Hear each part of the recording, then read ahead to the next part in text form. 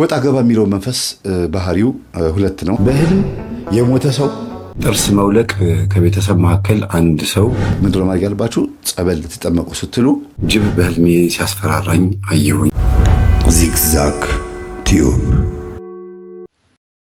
ወጣ ገባ የሚለው መንፈስ ባህሪው ሁለት ነው። አንደኛ እናንተ ላይ ሆኖ ወጣ ገባ ይላል፣ ባህሪያችሁን ይቀያይራል። እናንተ ስትይዙት ደግሞ ሰው ላይ አድሮ ደግሞ መጥቶ እናንተን ለማስጨነቅ ይፈልጋል። ሚስት ስትሰግድ ነቅታ በሰንበት ቀን በግዝት ቀን ካልጠፋ ጊዜ በአጽዋማት ጊዜ ሩካቤ ካልፈጸምን ይላታል፣ ካልተገናኘውሽ ይላታል። ባሏ የራሷ መንፈስ ነው ባሏ ላይ ሄዶ ማለት ነው።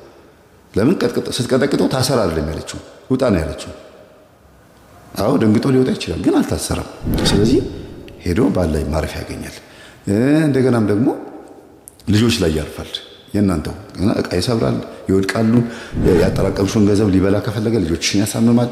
ካንቺ ወጥቶ ሰዎች ላይ ማረፍ ከቻለ በዙሪያ ያሉትን ነገሮች ማበላሸት ነው ስራው። ስለዚህ መንቃት ያስፈልጋል። የሆነ ባህሪ ስታይ ሰዎች ላይ ይሄ ነገር ከኔ ነው ወደ ሰዎቹ ይሄደው፣ በፍጹም ቃል መለስ ንስሐ አልገባም ያለ ባል ካለሽ ወይም ሚስት ካለች ወይም እህት ወንድም ወይም ደግሞ ልጆች ካሏችሁ ይሄ ነገር ከኔ ወደ እነሱ ሄዶ እኔ ስለቀጠቀጥኩት ተናዶ ሄዶ እነሱ ላይ ልባቸውን አክብዶብኝ ነው ብላችሁ ማሰብ አለባችሁ። እና ከኔ ሄደ ልጆቼ ላይ ወይም ባለቤቴ ወይም ሚስቴ ላይ ሄደ ያረፍክ ካለ በስላሴ ስም ታሰር፣ ናውጣ ና ወደ እኔ ነው ወይም ባለህበት ታሰር እና ማለትም ቀላል ነው። ለምን ከእናንተ ነው ወደዛ ሄደው ባለህበት ታሰርም ማለት ትችላላችሁ።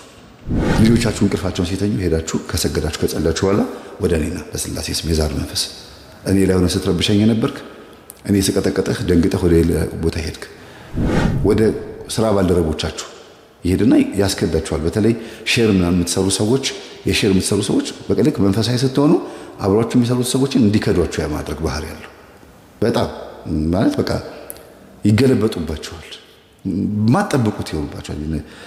ማለት የኔ የምትሉት ሰው ሌላ ይሆንባችኋል።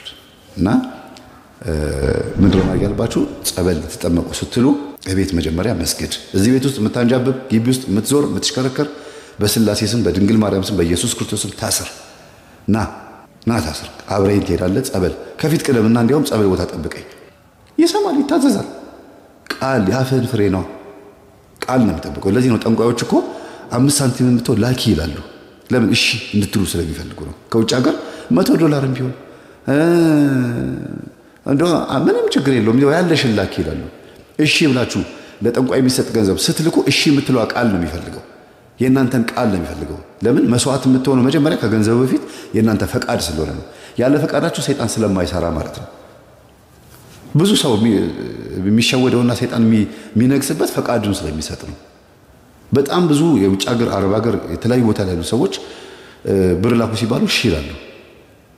ቀለል ባለ መልኩ ነው እሺ የሚሉት። ግን በቃ እናቶችም ምን ይላሉ? እስቲ ላኪና ለሚካኤል ልስጥልሽ አይሉ።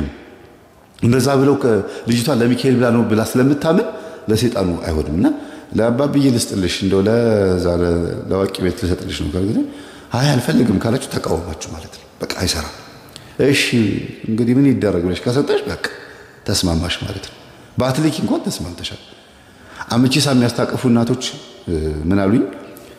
ይጠቅማቸዋል ይሄ። ውጭ ሀገር ነች ያለችው ልጅቷና ልጁን ኢትዮጵያ አምጥታ አመቺሳ ማስታቀፍ አልቻለችም። በቪዲዮ አድርገው ሰውየው ካሜራ ፊት ሆኖ እንደዚህ ብሎ አለ። ከዛ ብር ካሜራው አጠገብ አስቀምጫሏት። በቃ ተቀብያለሁ አላት። በስልክ እኮ ነው አመቺሳ እንደዚህ ጀምሯል። ይሄ ምን ማለት ነው? ዋና ፈቃድ ነው ማለት ነው። በስልክ አመቺሳ ማስታቀፍ ስርዓት ተሰራ እና ልጁ ከታረግ እውነት በትክክል መንፈሱ ገብቶበታል። አመቺሳ መንፈስ ገባበት ማለት ነው። እኔ እንደዚህ ነው ልጁን የተቆራኘሁት እንደዚህ ነው አለ። እንዴ እሷ ውጭ ነች ያለችው ኢትዮጵያ መጥቶ ማያውቅ ከሆነ ይሄ ልጅ እንዴት አመቺሳ ገባ ሲባል በስልክ። ስለዚህ ፈቃድ ነው ማለት ነው ዋናው ነገር፣ የእናንተ የልብ ፈቃድ። ሰውየው ጥብስ ሊበላ አልኳችሁ እኮ በአብይ ጾም ውስጥ ጥብስ ሊበላ ሲገባ ሆቴል የለም አሉት። ጭራም ብሎ ተመለሰ። አሁን በልቷል ወይስ አልበላም? ጥብሱ የለም ተባለ። ግን እሱ ስለፈለገ ብቻ እንደበላ ተቆጥሮበታል። ይሄ ሰው ዩቲዩብ ላይ 1 ሰዓት ከ13 ደቂቃ የሚፈጅ ሞተው የተነሱ እናት ብላችሁ ስትገቡ ታገኙታላችሁ። ሴትዮዋ ማስወረድ ፈልገው ዶክተር ጋር ይሄዳሉ። ንስሐ ገብቻለሁ ሂጂልኝ አንቺ ሴትዮ ኃጢአት አትሁኝብኝ እንቅፋት አትሁኝብኝ ብሎ ዶክተሩ አባረራቸው ማስወረድ ፈልገው። ከዛ ልጁ ተወለደ አደገ። የ15 ዓመት የ20 ዓመት ጎረምሳ ሆነ። እንደገና በዛው እድሜያቸው ደግሞ አሁንም ወለዱ። ሲወልዱ በምጥ ምክንያት ሞቱኝ ሴትዮ ልጅ ወልደዋል፣ ግን በምጥ ምክንያት ሞቱ። ከዛ መልአከ ሞት ነፍሳቸውን እጁ ላይ አድርጎ ይዟቸው ሲሄድ ገብታችሁ ቪዲዮ ማየት ትችላላችሁ። ነፍሳቸው ይዞ ሲሄድ ነፍስ አጥፍተሻል አላቸው። ኧረ እኔ ነፍስ አላጠፋሁም። አዎ ሌላ ኃጢአት የለብሽም፣ ሰው አትቀየሚም፣ ሰው አትሳደቢም፣ በጣም መልካም ነሽ፣ ግን በሰው ነፍስ ትጠየቂያለሽ። ልጅሽን ገለሻል። እኔ አልገደልኩትም፣ አስወርደሽ። ታዲያ እኮ ተወልዷል። አይ እንዳስወረድሽ ነው የተጻፈው። ዶክተሩ እሺ ቢልሽ ኖሮ ታስወርጁ ነበር። ስለዚህ አይምሮሽ ላይ አስወርደሽዋል። ዶክተሩን ቢስላለሽ ነው ልጁ የተወለደው። እንደ ኃጢአት ተመዝግቦብሻል። ልጁ ግን አድጓል። ልጁ ኃጢአት የለበትም፣ ልጁ ይኖራል፣ የእግዚአብሔር ልጅ ነው። አንቺ ላይ ግን ተመዝግቦብሻል ነው የተባለው። ስለዚህ ምንድነው ዋናው ጉዳይ? ሰይጣን የሚፈልገው ከኛ ፈቃድ ነው። ከኛ እሺታ ነው የሚፈልገው። ያንተ ነኝ መባልን ይፈልጋል። እቺን ነው መንፈግ ያለብን። እና ከቤት ምን ታደርጋላችሁ? ይሄን ሁሉ እንዳነሳ ያደርገኝ የቤት እየጸለያችሁ በስላሴ ስም በዙሪያ የምታጃብር ግቢ ውስጥ ሽንት ቤት ምናምን የቆሻሻ ልብስ ላይ ምናምን ግማግም ቆሻሻ ቦታ ላይ ያለ ተሰብሰብና ታሰር። እኔ ልጸልይ ስል ሆዴን የምትነፋኝ ፈስ የምታመጣ እንባ የምታረገኝ የምታንጠራራኝ መንፈስ ታሰር በስላሴ ስም። እኔ ልጸልይ ስል የቤት ሰራተኛ ላይ ባለቤቴ ላይ ልጆቼ ላይ ሄደህ የምትቀመጥ በስላሴ ስም ናና ታሰር። እኔ ልጸልይ ስል ወጥተህ ጠብቀህ ከጸለይኩ በኋላ መተህ የምትገባብኝ ታሰር። ቅዳሴ ላስቀድስ ሲሄድ በር ላይ ቆመ የምትጠብቀኝ ካስቀደስኩ ከወጣሁ በኋላ አብረኝ ወደ ቤት የምትመጣ ታሰር።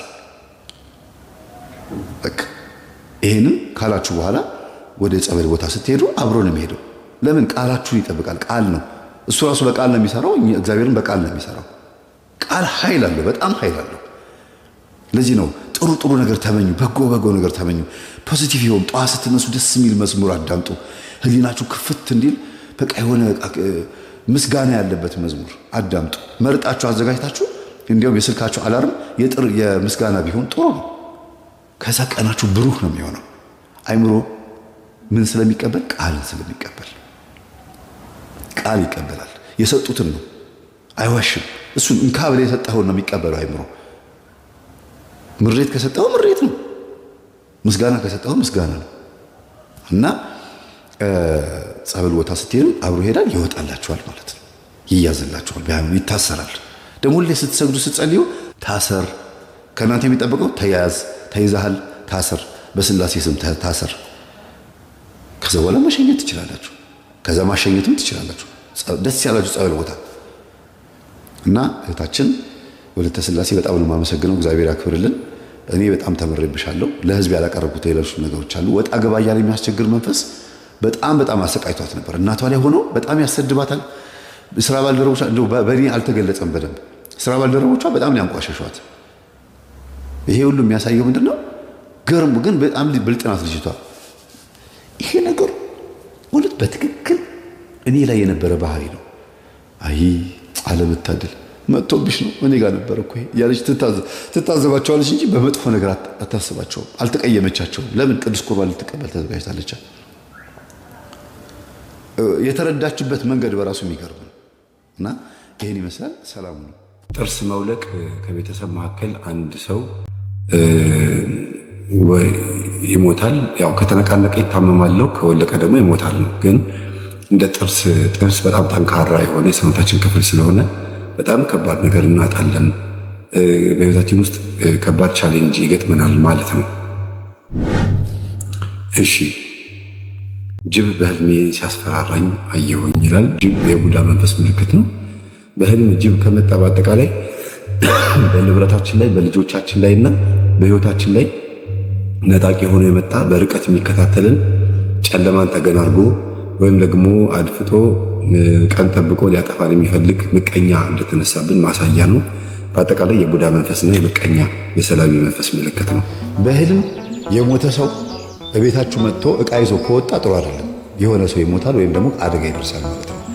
እንደገና የሆነ ሰው የሞተ ሰው አባትም እናትም ወይም ወንድም ሊሆን ይችላል። የሞተ የምታውቁት ሰው እናንተ ቤት መጥቶ የሆነ ልጅ ወይም የሆነ ሰው አባት እናት ይዞ ከወጣ በህይወት ያለን ሰው ማለት ነው ይዞ ከሄደ ያ ሰው ይሞታል ማለት ነው። ጥሩ አይደለም። እና ያንን ሳህን በመቀበላቸው በጣም ነው ደስ ያላቸው። የሞተው ሰው ራሱ ብቻ ነው። ለብሰውት የመጡትን ልብስ ራሱ አስቀምጠው ቤት ውስጥ ጥለው ከሄዱ ከባድ ህመም ያጋጥማል ማለት ነው። እና ምግቡን ግን በልተው ነው የሄዱት።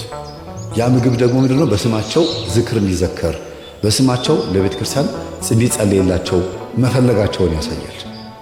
እና ምንድነው ልጅ ብለው ሲጠይቁኝ ምግብ በልተው ከሄዱ እናንተ በስማቸው ለኔ ቢጤ ሳንቲም ስጡ፣ ቅዳሴ ላይም ስማቸው እንዲጠራ አድርጉ። ይሄ ነው በሞቱት ልጆች ሰምቻለሁ ስታስተምር አቡነ እስትንፋሰ ክርስቶስ ምናምን ስትል ሰምቻለሁ። ልጆቼ ማሰብ አለብኝ ማለት ነው። አዎ የገደለ ቦት እኮ ዛር ነው አልኳቸው። አዎ ልጄ በቃ ታዲያ ሳህኑ ሳህኑ ደግሞ እንግዲህ ወይ እርሶ ወይም አንዱን አይታወቅም ብቻ ወይ ከባድ ህመም ወይ ደግሞ ሞት ሊመጣ ነበረ። ሳህኑን ባይቀበሏት ኖሮ ሞት ይመጣ ነበረ። ግን ተተፍተዋል ማለት ነው አልኳቸው። ይገርማል። እውነትህን እኮ ነው ልጄ። ትናንትና እየበላሁኝ ይዞኝ ሊሄድ ነበር ትን ብሎ ልሞት አሉ። በቃ ከሞት የተመለስኩት አሉ ብዬ ነው። በቃ ውሃ ሲጠጡ አየር ቧንቧቸው ላይ ገባ እና አንዳንዴ የምትሉት ነገር አለ ሊሆን ፍን አልኳቸው። በቃ ከሞት የተረፍኩት እና ያንን ነው በህልማቸው ያሉት። እና ማ ሊሆን እንደሚችል እንግዲህ ያለ ቀናቸው ሊወስዳቸው የነበረ መንፈስ ነበረ። ያንን ደግሞ እግዚአብሔር አስጠላቸው ማለት ነው። በእርግጥ ቆርበዋል፣ ምንም የሚያሰጋቸው ነገር የለም። ግን የልጅ ልጃቸውን ሰርግ ሳያዩ መሞት አይፈልጉም።